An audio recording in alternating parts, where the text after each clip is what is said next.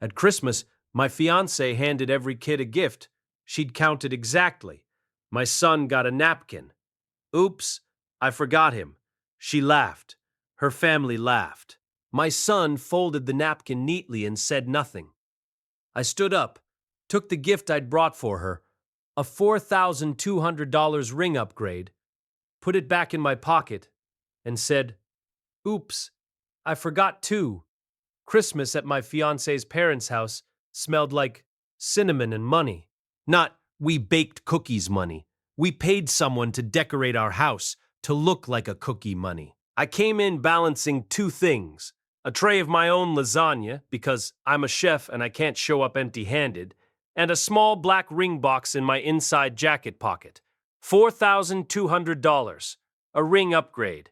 I told myself it was a new chapter gift. My son, Noah, stayed close to my leg the way he does when he's unsure of the rules. He was 7. Brown hair that never stays combed. The kind of kid who watches adults like they're a weather system. My fiancée Lauren was already glowing in the center of the room, laughing too loud, shoulders relaxed like she owned the air. Her mom, Denise, kissed Lauren's cheek.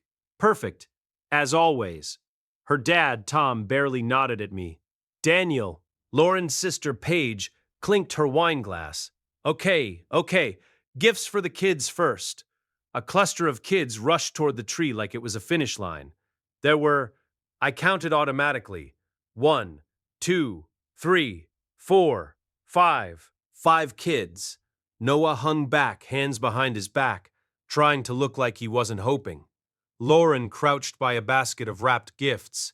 She had a list in her hand, an actual printed list. Names, checkboxes. My mouth went dry. Okay, Lauren said. Bright. Avery. Avery tore paper. A Nintendo eShop card flashed. Screaming, hugging. Liam, new sneakers. Haley, a Barbie set. Brooks, a Lego kit. Emma, a little purse with a shiny chain. Then Lauren looked at her list again, tapping the paper with her nail like she was doing inventory at a boutique. And she stopped, her head tilted. She scanned the kids, smiling like a game show host who forgot what game she was hosting. Noah stood there in his button-down shirt I ironed at 6:40 a.m. because he likes when the collar sits right. Lauren blinked once. Then she laughed. "Oh my God," she said, like she just remembered something adorable. She reached to the side table, grabbed a folded red napkin from a stack, and held it out to him. No wrapping, no box, just a napkin. "Oops," she said. "I forgot him." Her family laughed, not a polite, awkward laugh, a real laugh. Denise did the hand-to-mouth thing like it was hilarious. Paige snorted. Tom actually wheezed. Noah took the napkin with both hands. He didn't cry. He folded it neatly into a little square, like he was doing homework, and he said nothing. My hands went cold. My brain counted again. 5 kids, 5 gifts, a printed list. This wasn't forgetful. This was counted. Lauren leaned toward me with that playful grin she uses when she's testing how much she can get away with. "Babe, he's fine. Kids don't even care." Noah's eyes flicked up to mine for half a second, then down again to the napkin. I didn't scream. I stood up, reached into my jacket, took the ring upgrade box out, then put it back in my pocket. And I said, calm enough that my voice didn't shake, "Oops, I forgot too. I'm Daniel. I'm 34. I'm a chef at a private club outside Charlotte, North Carolina. The kind of place where people complain if the risotto is too creamy. Like that's a crime. Noah is my kid from a relationship that ended when he was 3. His mom, Kendra, is alive and around, but around in the way a holiday card is around. Scheduled, occasional, half-hearted. So it's mostly me. My apartment is small but stable. Noah has a bed with a Spider-Man comforter, a little desk, and a jar where we put quarters for ice cream emergency. Lauren came into our life 2 years ago. She was a marketing director. Smart, pretty, the kind of woman who could talk her way into a reservation at a fully booked restaurant. I told myself she was different. At first, she was. She did the fun girlfriend thing with Noah, pumpkin patch photos, zoo trips, matching pajamas. I swallowed the part of my brain that said, "This feels like content." Then the small things started. Incident 1. Noah's birthday dinner. He was turning 6. He picked a restaurant himself, a place with grilled cheese and milkshakes. He practiced telling the waiter his order. Lauren showed up late, walked in carrying a gift bag, kissed me, then looked down at Noah's shirt. It had dinosaurs. She smiled too wide. Aw. Cute. Then she said, "Quiet but not quiet enough. Next year we should do a more refined theme." Noah heard her. I saw the way his shoulders tightened, like he was trying to become smaller inside his own skin. Later that night, when we got home, he carefully folded his dinosaur shirt and put it at the bottom of his drawer. I told myself it was nothing. Incident 2, the family photo at Lauren's sister's engagement party. Everyone was gathering for a picture. Lauren's mom waved her over. "Lauren, honey, come here, right next to me." Lauren motioned for me and Noah to join. Denise smiled like a realtor. "Oh, Daniel, you can stand on the end." Then she looked at Noah and said, like she was being helpful, "Sweetie, why don't you go sit with the kids' table? This is for immediate family." Immediate. Noah blinked hard and walked away without a word. He didn't argue. That's what hurt. He'd already learned arguing doesn't work with adults like that. Lauren didn't correct her. Afterward, in the car, I said, "He's part of my immediate family." Lauren sighed like I'd made something inconvenient. "My mom is old school, babe. Don't make it a thing." That's their language. Don't make it a thing. Be flexible. Keep it smooth. Don't ruin the vibe. Incident 3, moving in talk. Lauren wanted me to move into her townhouse. She said it was the next step. I asked how that would work with Noah's school district. Lauren's face tightened. "We can figure something out." I said, "Noah's not switching schools mid-year." Lauren's voice went sweet. "Daniel, I'm building a future. I need a partner who can compromise." Compromise. Like my kid's stability was a negotiation point. I used to swallow it. I did. Because I was tired. Because I wanted a normal family. Because after years of it being just me and Noah, the idea of someone staying felt like oxygen. And I kept thinking, it's temporary. Once we're married, it'll settle. It wasn't temporary. It was training. They were training me to accept a hierarchy where my son was always optional. After the napkin, the room stayed loud. People moved on fast. Like cruelty is easier when you keep the music playing. Lauren sat down next to me on the couch and whispered, "Don't be dramatic." Noah sat on the floor, folding and refolding the napkin into smaller squares like it was something he could control. I said, "Lauren, where is his gift?" She blinked at me like I asked for her social security number. I literally said I forgot. "You have a list." She rolled her eyes. "I made it for the other kids because I didn't want to mess up sizes." "Relax." I looked across the room at Denise, who was watching us like she was waiting for me to behave. I asked the concrete question, because concrete is the only language that matters when people start rewriting reality. "Lauren," I said, "what did you plan to give Noah?" Her smile thinned. "Daniel, tell me what you planned." Paige walked over, drink in hand. "Everything okay?" Lauren laughed like I was a toddler having feelings. "He's mad because I forgot Noah's gift." Paige's eyebrows lifted. "Oh my God, Daniel! It's a napkin. He'll live." Tom from his chair called out, "Kids learn disappointment builds character." Denise added, "It's not like he's really part of our side anyway." There it was, said out loud. Noah didn't react. That was the part that made my stomach flip. He'd gone still, quiet, like his body had decided compliance was safer than being a kid. I didn't raise my voice.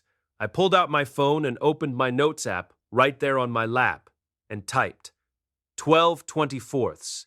Lauren gave Noah napkin as gift. Family laughed. Lauren saw me and snapped, "Are you writing this down?" "Yes," I said. She leaned in, teeth tight. "You're trying to embarrass me." "No," I said. "I'm documenting what happened to my son." Wave 1 came fast.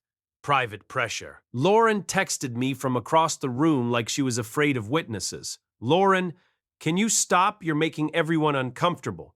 Me, Noah is uncomfortable. Lauren, he's fine. You're projecting. Me, where is his gift? Lauren, please. It's Christmas. Denise pulled me aside near the kitchen like she was doing me a favor. She spoke softly. Daniel, I know you're sensitive about your situation. My situation? I repeated. She smiled. Being a single dad, it's hard. But you need to understand Lauren is marrying into stability. Presentation matters. I stared at her. My kid is not a presentation problem, she sighed. You're making it ugly, I said. You already did. Then wave 2 hit. Practical harm. Lauren's cousin, Avery, ran past holding his eShop card, yelling, I'm gonna buy Fortnite skins. Noah watched him, then looked down at his napkin again. Lauren walked over and said, loud enough for people to hear, Noah, you can share with the other kids. That'll teach you generosity. Share what? A napkin. I felt my jaw lock. I took Noah's coat from the hook. Lauren's head snapped up. What are you doing? I'm leaving, I said. Denise's voice sharpened. On Christmas? Tom stood up. Sit down. I didn't move. I looked at Lauren. I brought you something tonight. Her eyes flicked to my pocket. She knew. She'd been hinting for months about upgrading and something with more sparkle. Her voice went sweet again. Daniel, don't do this. I asked the concrete question that ended it. Lauren, I said, did you do this on purpose? She laughed. Oh my God. Denise laughed too. Paige laughed. Lauren said, he's not traumatized. Look at him. He's fine. Noah, still quiet, folded the napkin one last time and placed it on his knee like a little table. And that's when something in me shifted from arguing to clarity. I stopped trying to make them understand. I started deciding what happens next. I walked Noah toward the door. Lauren followed, whisper hissing, You're overreacting. I said, No, I'm reacting accurately. In the driveway, with cold air hitting my face, my hands started shaking. Not from fear, from the delayed adrenaline. I buckled Noah in. He didn't say anything. Then my phone buzzed. A group text from Lauren's family chat. Denise, please don't ruin Christmas. Paige, this is insane behavior. Tom, a man should lead his household, not be led by a child. Lauren, come back inside and apologize. I took screenshots of all of it. Then I opened a new folder in my phone and named it Noah. That's when I stopped arguing and started documenting. We drove home in silence. Noah stared out the window like he was trying to erase the night by not looking at me. At a red light, he finally spoke. Not emotional, not dramatic, just factual. Did I do something wrong? My throat burned. I kept my voice steady. No, you didn't do anything wrong. He nodded once, like he was filing it away, and went quiet again. When we got home, he went straight to his room and put his shoes in a neat line by the door. He does that when he's stressed. Order is comfort. I sat at my kitchen table and opened my laptop. I didn't write a paragraph to Lauren. I didn't call. I did the official sentence thing because people like her only respect paper. At 10:17 p.m., I emailed her, subject line, tonight plus next steps. One sentence. Our engagement is over. Do not contact Noah. All communication goes through me, in writing. Then I attached the screenshots of the family group chat, not as a threat, as proof. 2 minutes later, my phone rang. Lauren, I let it go to voicemail. She texted, Lauren, are you serious? Lauren, you're throwing away our future over a napkin? Lauren, Daniel, answer me. Denise texted too. Denise, I hope you realize you're sabotaging yourself. Lauren is the best thing that ever happened to you. Tom left a voicemail that started with, Listen here, son, like he owned my adulthood. Then the door pounding started. 11:04 p.m. My peephole showed Lauren standing there in a long coat, hair perfect, mascara not smudged, Denise behind her like backup. I didn't open the door. Lauren knocked again, sharp. Daniel, open up. Noah's bedroom door cracked open behind me. His little face appeared, pale and calm. He whispered, "Are they mad?" I knelt in the hallway so he could see my eyes. I said, "They're not coming in." I turned back to the door and spoke through it, loud enough to be clear, not loud enough to be a scene. "Leave. If you don't leave, I'm calling the police." Lauren's voice went high. "You would call the police on your fiancé?" "X," I said. Denise snapped. "Don't you dare." "How humiliating," I answered with facts. "You came to my home after I told you not to. I'm telling you again. Leave. Tom must have been on speaker somewhere because I heard his voice through Lauren's phone. Take the boy out of it. This is between adults." I stared at the door. Then I said the line that mattered. "He is the only part that matters." Lauren pounded again. "Daniel," I called non-emergency. Not 911 screaming. Just calm.